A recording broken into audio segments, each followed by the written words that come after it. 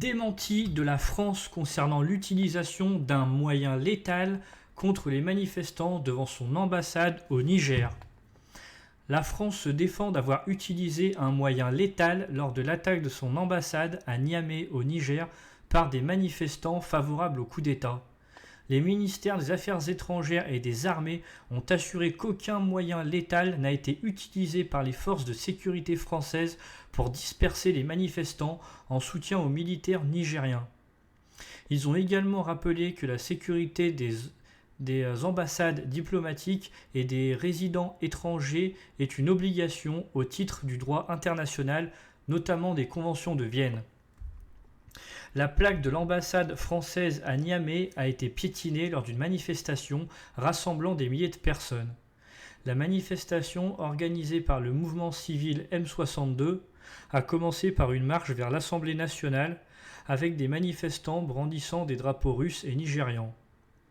Certains ont tenté d'entrer dans l'ambassade de France, tandis que d'autres ont arraché la plaque indiquant Ambassade de France au Niger et l'ont piétinée avant de la remplacer par des drapeaux russes et nigérians.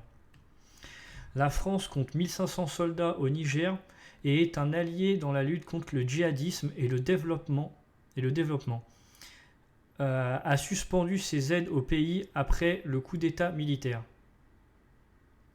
Elle est apparue comme une cible privilégiée des militaires qui ont pris le pouvoir. Les putschistes ont accusé la France d'avoir l'intention d'intervenir militairement et d'avoir utilisé du gaz lacrymogène contre les manifestants pro-junte devant l'ambassade de France. Un journaliste de l'AFP présent sur place a également constaté l'utilisation de gaz lacrymogène.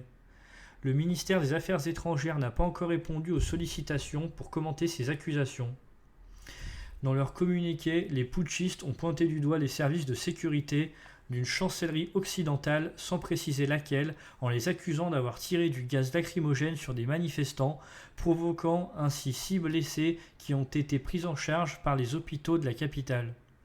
Certains responsables nigérians ont également évoqué des tirs français à balles réelles sur la foule après la manifestation. Cependant, les ministères français ont réfuté ces accusations en affirmant qu'aucun moyen létal n'a été utilisé par les forces de sécurité françaises, contrairement à ce qu'affirment certains responsables militaires nigérians. Le président français Emmanuel Macron avait exprimé une menace ferme le dimanche précédent, affirmant que la France répliquerait de manière immédiate et intraitable à toute attaque dirigée contre les ressortissants français et les intérêts de la France au Niger. Cette déclaration fait suite à l'attaque de l'ambassade de France à Niamey par des manifestants pro-junte qui a suscité des inquiétudes concernant la sécurité des citoyens français dans la région. Merci d'avoir suivi cette vidéo, j'espère que vous l'avez appréciée. N'hésitez pas à partager, à liker, à commenter et à regarder d'autres vidéos sur la chaîne si le contenu vous plaît. Moi je vous dis à la prochaine.